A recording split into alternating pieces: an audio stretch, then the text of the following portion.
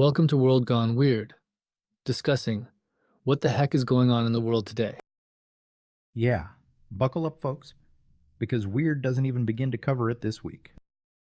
Okay, let's try to find a little bit of light in what's, well, certainly looking like a very dark tunnel. Light? You expect light in this dumpster fire? I'm just here for the popcorn and maybe some dark humor because seriously, what else can you do? So, we've got a whole new layer of messed up to unpack today, building off of the things we've already been discussing. That New Orleans attack, the one where a U.S. Army vet decided to mow down a bunch of people on New Year's Day, ISIS flag and all. Right, the whole thing is just insane. You know, you think things can't get worse, and then bam, you get this. And a vet, a U.S. soldier, it's a slap in the face, honestly. I mean, how can you even begin to trust anyone?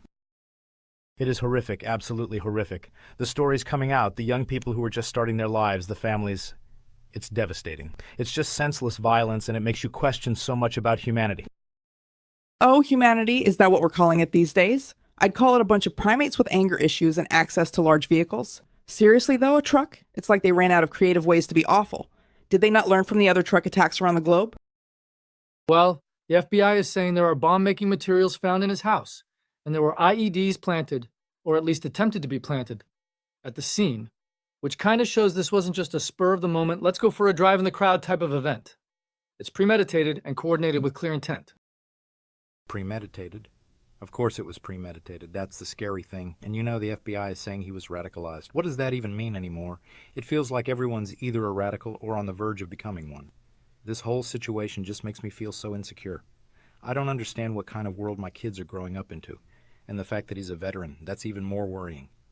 Shows something's broken inside that is going unaddressed. That's a really valid point. If someone with that level of training and experience, someone who's sworn to protect this country, can be turned down this path, there are serious questions that need to be addressed. I mean, we need to look at the radicalization process, the mental health struggles that they may be facing, the influence of online propaganda. And it's easy to just say he's evil and walk away, but it's far more complicated than that. Mental health? Propaganda? Oh, honey, let's not try and overcomplicate things, shall we? He was a bad egg, clearly, with access to explosives and a truck, and a seriously skewed sense of right and wrong. And the radicalization probably just gave him a convenient excuse for whatever nonsense he was feeling. But yeah, let's all pretend this was a totally normal reaction to, well, to existing in this madhouse of a world. I'm sure therapy will fix it, right? It's certainly not straightforward. The fact is, social media algorithms and echo chambers are designed to reinforce existing beliefs, no matter how extreme, and it's incredibly hard for the average person to discern fact from fiction. And these organizations, ISIS, they are not just random goofs. They are sophisticated in their methods of attracting and engaging with people.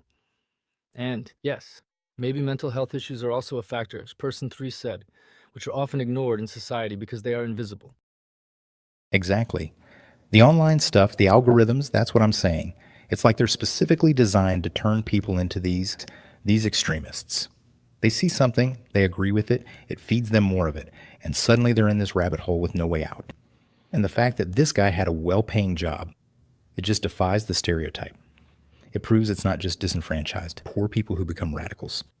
There's more to this equation. Oh, empathy, how lovely. While you're all singing Kumbaya, I'll be over here buying extra locks for my doors. Seriously though, empathy is cute, but reality is a lot less, well, empathetic. And media literacy, in this age of manipulated images and AI-generated news, good luck with that. It's like trying to teach a pigeon to fly a 747. We're doomed, I tell you, doomed. You know, you're kind of right, Person 4, because the level of sophistication is constantly evolving, particularly with technology. And this whole thing also makes me think about supply chains.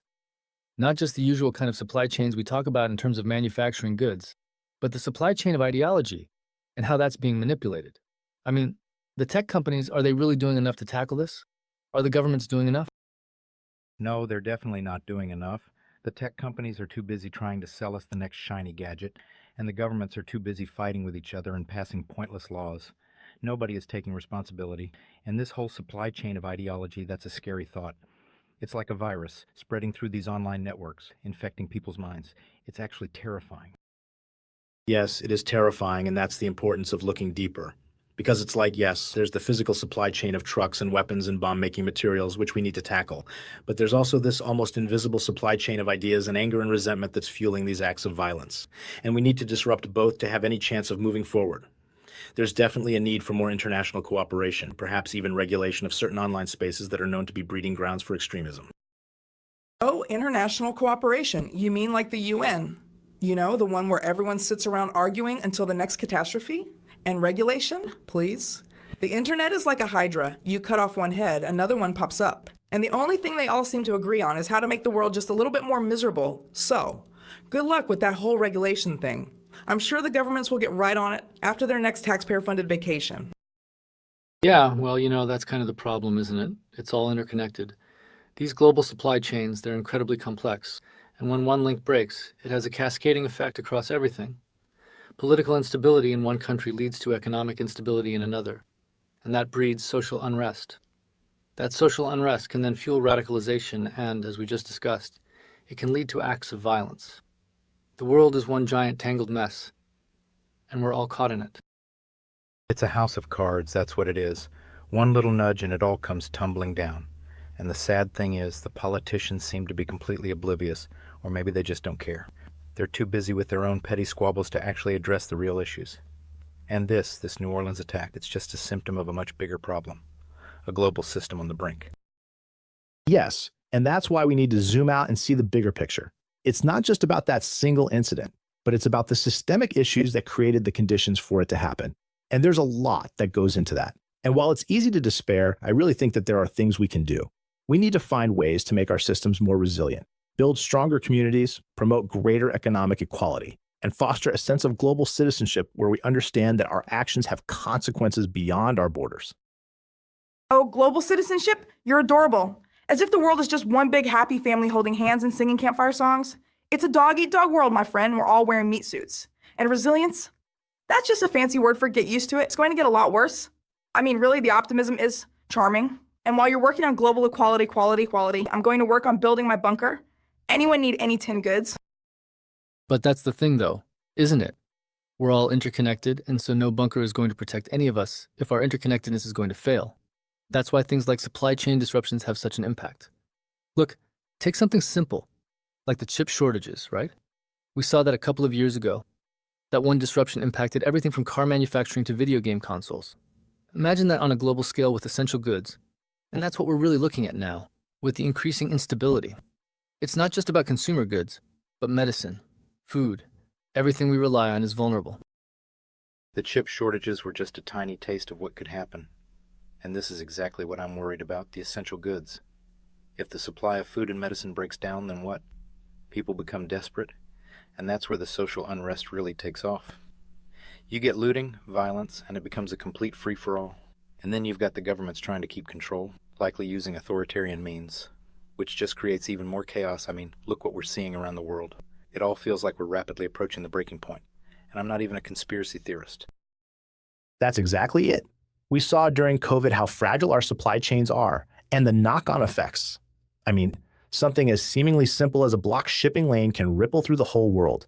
So, yes, I agree. We need to focus on local production, regionalization, strengthening these local supply chains to reduce reliance on these long global networks that are so easily disrupted by political instability. This should also reduce our carbon footprint, making for a more sustainable approach. Local production? Oh, that's rich. Have you actually seen the state of my local hardware store? I can't even find a decent hammer, let alone all the essential stuff to build a sustainable, self-sufficient utopia. And regionalization? Sounds like a fancy way of saying more borders, more arguments, more chaos. And reduced carbon footprint? I'm sure the planet will be super impressed while we're all busy fighting over the last bag of rice. It's just rearranging deck chairs on the Titanic, people. But it's not just about production, but about the resources themselves. The global competition for resources, both natural and technological, is intensifying. Look at the fight for critical minerals like lithium and cobalt, essential for batteries, or rare earth elements, essential for technology. These are often mined in politically unstable regions with questionable ethical practices. This is not sustainable, and it creates further vulnerabilities in our supply chains. Exactly. And it's not just about the minerals, but the entire energy sector. We're still so dependent on fossil fuels, and these are often controlled by countries with, let's just say, complicated political agendas. And then we're all arguing about which renewable source of energy is best while the entire planet is going up in flames.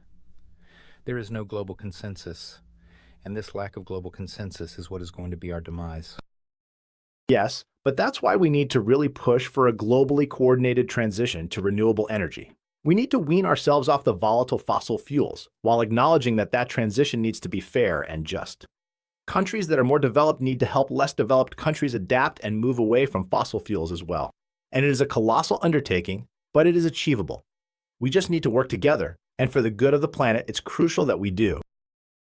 Ah, yes, the grand global kumbaya once again. Fair and just transition. You make it sound like we're all going to hold hands and agree on everything. While you're busy coordinating and being fair, the rest of us will be watching the world burn, literally, I might add. And as for renewable energy, oh, let's just hope that the sun keeps shining and the wind keeps blowing, because that's about as much planning as we seem to have these days. And the other thing is that with increased instability comes increased disinformation. It becomes so much harder to determine what is actually happening and what is just noise. And this lack of clarity creates further uncertainty and further distrust. And so, the supply chains we're talking about, they include the supply chain of information. And it seems like that one is completely fractured, if it ever worked to begin with.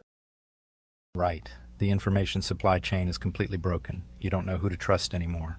The mainstream media is biased. Social media is a cesspool of conspiracy theories, and the politicians are just lying all the time. It's also confusing. It's like we are living in a post-truth world where facts don't matter. And that is probably the most terrifying thing, because we can't even agree on what is real. Then how are we supposed to tackle any of these problems? That is a fundamental problem, yes. But I do believe there are still good and honest journalists out there, and we need to support them and encourage critical analysis. And we need to make sure we're supporting educational programs to enhance people's media literacy. We need to hold social media companies accountable for the misinformation that is being shared on their platforms. And we need to find ways to rebuild trust in our institutions through transparency and honesty. I believe people are inherently good, and we do want a better world. We just need to find better ways to achieve it. Oh, bless your heart. Rebuild trust? That's like trying to glue Humpty Dumpty back together. It's done. Trust is dead. It was probably murdered. Or maybe it just quietly died of boredom watching the circus that is our world. I'm sure a few earnest news articles and educational programs will totally fix everything. While you're all doing that, I'll be crafting my tinfoil hat, just in case. But it's not just about the spread of misinformation. It's also about the intentional manipulation of information, the cyber warfare, the hacking, the attempts to disrupt critical infrastructure. These are very real threats, and they are becoming more frequent and more sophisticated. The lack of global cooperation in addressing these issues is worrying because we are all vulnerable. Yes, and that's why we need to invest more in cybersecurity. We need to develop better protocols, train cybersecurity experts, and share information about emerging threats. It's also why we need international agreements that define the rules of engagement in cyberspace and ensure accountability for cyber attacks. It is a global problem that demands a global solution, and for all the challenges that come with that, it is still essential to keep pushing forward and to keep looking for positive solutions. Global solution? Oh, that's lovely. I've got a global solution too. Let's all just unplug and go live in caves. It's as achievable as a global solution will ever be. And the governments are behind on the technology? Well, no kidding. They can barely operate a fax machine, let alone understand AI and quantum computing. We're doomed, people, doomed. And while you are trying to find solutions in this madhouse, I'll be over here with the tin foil and the popcorn. So, if we're looking at this in a scientific way, all the indicators point towards increased chaos. The data shows this, and it is not speculation. The social unrest, the economic instability, the supply chain disruptions, the cyber threats, the disinformation, all these are symptoms of a system under immense stress. And we have to look at the underlying causes, because if we don't understand them, then all the band-aids we might try to use will be useless. If we ignore those, then things will only get worse, and we have to have a real conversation as a global community of how to fix it. Yeah, but fixing it, that's the problem. It feels like the system is designed to fail.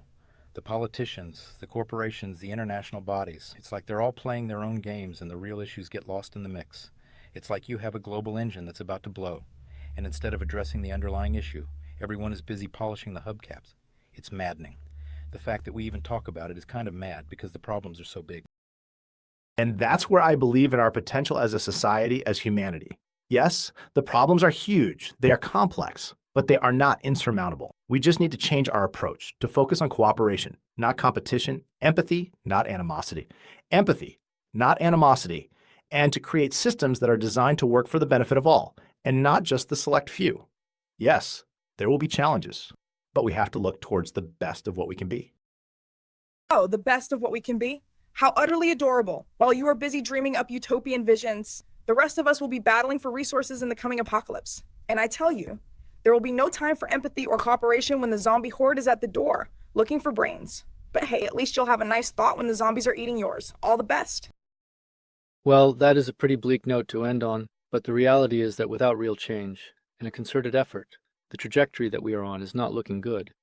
And these issues are not isolated incidents. They are all part of a much larger picture. If the global supply chain crumbles, the societal consequences are hard to even imagine. Yeah, and the frustrating thing is, it's not like we don't know what the problems are. It's just that nobody is doing anything meaningful about them. It's like we are watching a slow-motion train wreck, and everyone is just standing around with their hands in their pockets. And that's what makes this all so terrifying. It is terrifying, yes, but I also believe there is still hope if we take the necessary steps, if we work together, and if we keep pushing for a better world. We can't give up now. That's the worst thing we can do. I choose to believe in the good of humanity. Well, while you guys are planning the great kumbaya, I'm going to stock up on more popcorn and prepare myself for the inevitable chaos. And remember, folks, stay tuned for next week, where we'll undoubtedly be discussing an even more bizarre and terrifying set of circumstances. Because that's the world we live in. And that's all she wrote.